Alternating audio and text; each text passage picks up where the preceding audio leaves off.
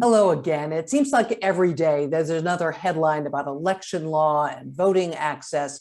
Proponents say that these are all an effort to minimize voting fraud, but opponents of some of these measures say these moves are intended to make voting more difficult, to suppress voting in some communities. Here with me to discuss what to do about this, we have Lori Agino. She's Executive Director of the National Vote at Home Institute.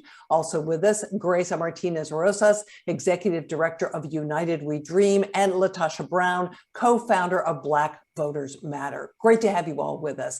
LaTosha, I'd like to start with you if I could.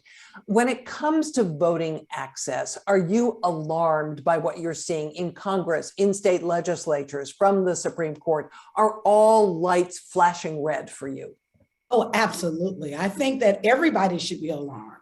What we're seeing right now is a total attack on democracy to unravel the democratic systems that we have in place. And we still don't have the full infrastructure that we need to actually have pluralism in this nation. But what is happening right now, and I think the boundaries are being tested every single day, there's always been a strategy that has been used to actually undermine voting rights in this country. There's been three parts. The first part has been around restricting access to the ballot, creating additional barriers to make it harder for people to vote. The second issue has been literally weaponizing the administrative process, legalizing efforts and activities that say, well, it's legal, but it also becomes another barrier in itself. And then third piece has been creating a culture of fear. And so that's what we're seeing right now. We're seeing all of those on multiple levels, on the state level and on federal level, happen on a massive scale to actually be able to undermine the voting power of people in this nation. And so the alarms have been ringing for a while, but we're here in this moment. It's a defining moment around the future of this democracy. Grace, you agree with that? Absolutely. I'll follow LaTosha wherever she goes. And when she says there's smoke, there's fire. And so I'm clear that from the fight for women to gain access to voting, from the work of courageous leadership of Black people from the South in this country to demand voting rights. And in this moment, when you see people like LaTosha, like the members of United We Dream, that are undocumented young people that have grown up in this country and yet do not have, after 35 years, the access to voting for our representatives, it is a challenge for all of us, and it's affecting all of us. But the beauty of this moment is that we are not without recourse. We are not without power. And nationwide, we've seen a multiracial coalition of groups led by Black women like LaTosha and many others that have said, this is the moment, this is our time, and brought our elected officials' feet to the fire. So we've seen the power of organizing. Just in 2021, New York State restored the rights of people that were formerly incarcerated to vote. In Florida, we've seen efforts to do this. And so we are ready to meet this moment and this emergency. Lori, mail-in voting is being curbed in some states, and opponents say it's fraught with risk. First, tell us, is it fraught with risk? No, absolutely not. And I think voters across this country in 2020 relied on mail-in voting so that they could participate and that they could do so safely and securely. And seeing that some states are making it harder to access the most fundamental right is just beyond disheartening. Every voter should have the ability to request a mail-in ballot. In fact, if we had it our way, every voter would automatically be mailed a ballot for every election. But, requiring excuses or putting burdensome requirements in place just to access that ballot, and then, seeing what is happening in some states now where there are additional requirements that you have to meet to just apply and then to have your ballot counted, just really disheartening. And at the end of the day, a mail-in ballot with plenty of opportunities to return that ballot should be the norm, and certainly shouldn't require an excuse. Lori, if that's the case, why do you think it's facing such opposition in some places? I think that the former president most definitely put an attack on mail-in voting or a mailed-out ballot system, and others have kind of latched onto that and believe that to be true. But at the end of the day, these mailed out ballot systems have been in use in red states and in blue states. They are voter-centric solutions that provide voters the opportunity and every ability to participate safely and securely. So they are good for all voters, regardless of your party, and it should be a system that is accessible to all. Grace, as you look forward to the midterm elections, what are the greatest challenges you're facing? That's a great question. I think that one of the greatest challenges that our community is facing is racialized disinformation. It's an existential threat to the lives of Black and Brown people, young people, immigrants, Latinos, like the ones that I represent. We've seen its effects when it comes to the COVID vaccine. It's cost us lives. And now those that would have us be pushed out of the voting rolls, those that would have us live in the shadows, are using disinformation and misinformation in our communities to disenfranchise us. You know, everything from driving false narratives about candidates, or telling falsehoods about immigrants and our role in this democracy. I think that our grassroots movements, though, are responding resoundingly and being able to take responsibility as the truth tellers, the light carriers that are saying to our community, this is the information, these are the trusted sources. But I think that it's going to take a lot more of support of our grassroots efforts to ensure that we are combating racialized disinformation that includes advancements in technologies that are led by Black and Brown people, queer people, Latinos. It's going to take real effort and real courage from our elected officials and accountability to corporations like Facebook and others that drive these narratives that harm our communities. LaTosha, are you also seeing this racialized disinformation, and what impact is it having? Is it discouraging people, do you think, from wanting to participate in democracy? You know, I think it's a spectrum of how people are responding to it. I think that there are certainly people, I think what we do know is it's creating confusion, right? But I think that there are some people who are drawing a line in the sand, they see it, they're getting frustrated, and they're activated. There are others that are actually following kind of the same line of thinking, and the danger of it is because ultimately, I think the worst part of it is that it creates confusion, right? And so people really don't know what information to be able to discern what's real and not real. But I want to build on something that Grace has said, and I think both she and Lori talked about it. You know, we're talking about kind of these elements of what's happening at voter suppression. That's the conversation, or what's happening around the attack on the vote. You pretty much would have to be in a coma at this point if you're not seeing that the vote is under attack. And so while I think that that's kind of the framing of a conversation that we need to have in this nation, a larger conversation in this nation is that we need to talk about if we really want America to be a true democracy. The truth of the matter is democracy, as has been laid out in the Constitution, we've never had the full franchisement of citizens in this nation, right? And so that it's a moment right now that we're really being able to define if we're going to continue to grow as a nation where there's mass inequities, where there are few people who benefit from the work of the rest of us, if we're going to continue to go as a nation that when people vote, they're punished for how they voted and who they voted for. Like, will democracy just be a propaganda piece that we spread around the world, or will democracy be a principle that we're literally anchoring all of our systems in? And I do think, and I'm raising that because I don't see the kind of response that is operating like this is an emergency. We're seeing the flashing lights, but it's almost like it's the neighbor that's just peeping out the window and saying, oh, wow, what happened over there? No, your own house is on fire. LaTosha, there's a lot to unpack there. I want to center on one part of it, which is information. Lori, you have been an election official. Mm-hmm. One of the things that strikes me is that the rules are changing. It seems with great rapidity.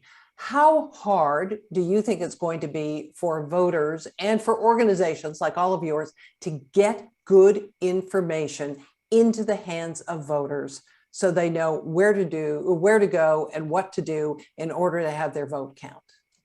That is absolutely the biggest challenge that we have right now, because you tune into national media every day and there is discussion about what the rules are in any given state. And that is so hard for any individual voter to know, okay, what does that mean for me? Am I going to get my ballot automatically? Can I, where am I supposed to go? What are the rules? And so I think that is the biggest challenge for individual voters, the biggest challenge for elections officials, the biggest challenge for grassroots organizers, to know what the rules are, to ensure that they're communicating the accurate rules, because the last thing anyone wants to do that is doing this, that is really, talking about the process and doing so in a way where they want to actually spread accurate information.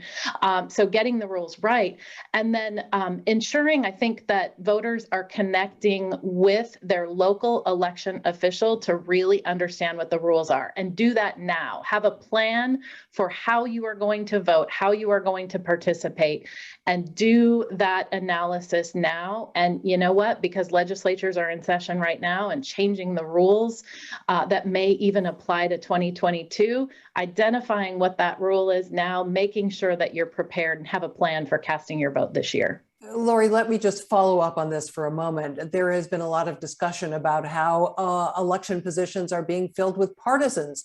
Can people trust the information that they're going to be getting from local election officials?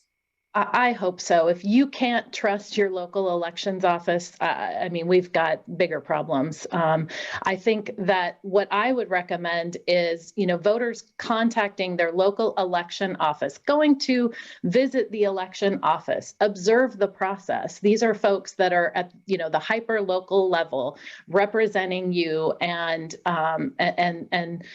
delivering democracy for the voters, either in that township or in that county. So go to that office. Understand what the rules are, and again, have that plan to participate. And I always encourage election observation because that can help. That can help voters understand what the process is and be more educated so that they can share accurate information.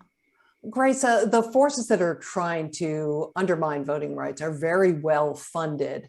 Do you find yourself totally outgunned?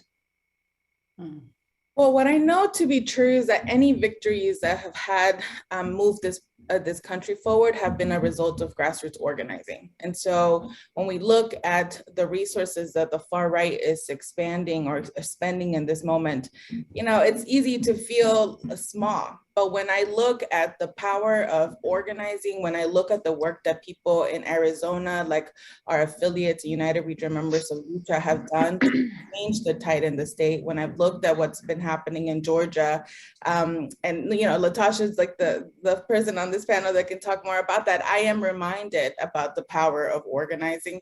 But what is true and what is important is that it matters that we have access to the vote. It matters that people that are able to vote are doing so. And it also matters that everyone sees themselves in this fight. The reality is that I'm undocumented. I don't have the ability to vote. My access to democracy is limited. But that means that I have even more of a responsibility to support the efforts to ensure that our democracy is available for all of us. Because this isn't really about just being able to pick some, I don't know really what happens in the voting booth, but like I imagine there's a computer or something that you put in there. But it's more than just that. It's about the lives of the members of United We Dream. It's about the ability for a young kid like myself growing up in Texas to have access to education and books and food. It is about this larger conversation that we're having in this country about who belongs. And it is more than just about bridging a gap and ensuring that people on both sides are able to talk to one another. We have to win the argument that this democracy belongs to all of us, that are documented people, Black people, women, queer young people like myself belonging it, and we're not going to back down. We're going to hold our elected officials to make that a reality for all of us. LaTosha, your organization is Black Voters Matter. In this moment, is it going to be hard to mobilize Black voters, or are they somewhat discouraged by what's been happening or not happening on the national scene? That's a really excellent question, because I think we're finding a little bit of everything. I think we're finding people are frustrated. They're frustrated for a number of reasons. They're frustrated that when you look at the things that Black voters made key and central for them in the last election cycle, the presidential election cycle, with criminal justice reform, we still have not achieved criminal justice reform. They really wanted to make sure that there was an issue around dealing with racial progress. We've not seen at the level and the scale that I think people want. And I don't think watching the incident of how the Haitians were treated opposed to how we've seen other immigrants be treated, has also fed into this narrative of anti-Blackness. And then I think the third thing is voting rights. Many people that I talked to thought that should be a slam dunk. You know, we understand the nuances, but we also recognize that there is a growing frustration in the community. What I do believe, though, and I think Georgia can be instructive to that, in 2018, we were extremely frustrated in the governor's race that happened there, where many people felt like Stacey Abrams and Brian Kemp, who is the current governor, were running, that race had been stolen from her, as he had used his office, he had abused his office as Secretary of State to take out hundreds of thousands of voters. And many people thought that folks would be so frustrated that they would actually disengage. Well, because of the work of grassroots organizations on the ground to actually educate people and to actually bring folks in the fold and expand it, what we saw is that energy of anger be transformed into an energy of activation. And I think we're going to have to do that too. I think we're going to have to literally, I've said this from day one, there's some things that to put the burden for us to out-organize. It's like, can you out-organize an oppression? Well, you know, there are elements of it, but the bottom line is oppression creates barriers oftentimes and walls oftentimes that they're just too enormous for us to try to jump, or even for us to really be able to make the kind of progress. So what I do believe there has to be a narrative shift, something that Grace said earlier. I think it was Lori who shared around kind of this narrative that we've got to shift this story around that it's not just about what is happening to individual Black voters. I would be the first to say that the impetus of this was focused and targeted on Black voters. But there has to be an understanding that the entire foundation of democracy is being shaken when anytime that there are a group of people that can be targeted and punished because they participated. That is how democracies die all around. That is how fascism comes into power. And so there has to be a greater and a broader understanding of what that is. And I do think that in this moment, it is also a time for us to really be able to think about the structural changes that need to be made. When we're looking at DC, why is it that there's 700,000 people in DC that have taxation without representation? Hey, that's me. Right. Like, why is that acceptable to us? So we've got to get serious about this democracy thing. Instead of democracy just being this element of propaganda and convenience, it has to be real and it has to be aligned with structural change that is going to lead itself to supporting the kind of citizens that we have representative democracy in this nation. And we're not there yet, but believe it or not, I actually believe this is the closest of the opportunity we ever had to get there, because people are really looking at the structural issues in ways that they've not looked at before. Lori, we have a question from the audience directed at you. This is from a Corbell student who asked, do you think grassroots efforts have been more or less successful promoting democracy, specifically when compared with other topical issues like climate change? And if so, why might that be? You know, I think I want to take that question and then use what LaTosha said to follow up on that. I think that this is a moment where these grassroots efforts can really be effective in mobilizing folks to participate. So take what you have, take the moment that we are in right now and use this as an opportunity to, rather than, definitely keep fighting against those kinds of changes that make it harder for voters to participate. But use that as a means for ensuring that voters participate. Determine what these rules are in each state, in your area, working with those local election offices to ensure that you know what the rules are and that they're accurate, and then mobilize, working with those trusted, be a trusted voice and working with voters in your community to ensure that they can participate no matter what the rules are. And so taking those opportunities now in this moment, I think could be incredibly effective if we can not only work to improve the system, and we think the full vote at home system is really the answer. But regardless, take 2022 to mobilize efforts around ensuring voters know the rules and ensuring that they participate. Grace, so we have another question. This one is for you. Is it possible for the government to support or work in tandem with successful grassroots campaign?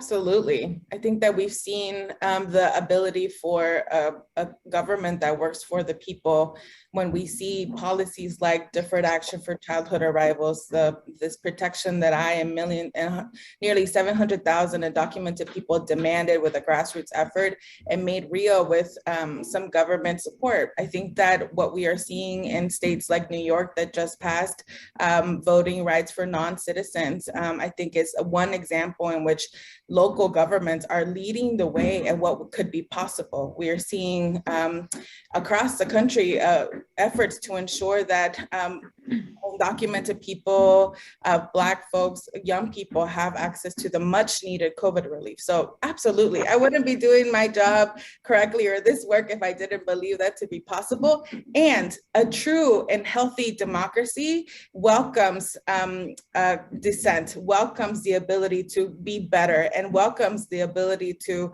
work to strive to include all of us. The reality is, Jean and everyone watching, that I represent undocumented people, 11 million undocumented people that have been in this country and have been demanding protection for more than 35 years.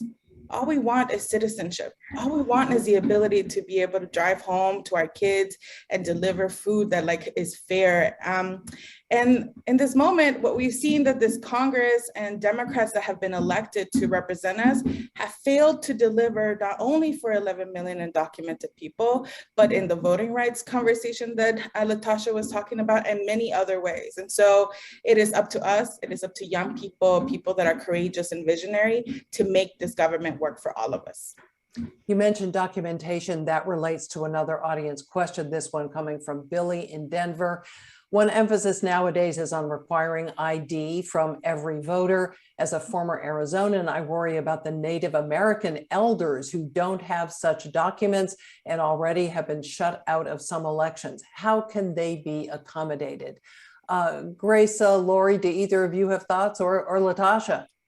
I would love Grace. I know Grace has done a lot of work with Indigenous communities. So. Grace, well, I'll say that there's the Native Organizing Alliance that has been spearheading works in places all across the country to ensure that Native American and their growing political power continues to be leveraged.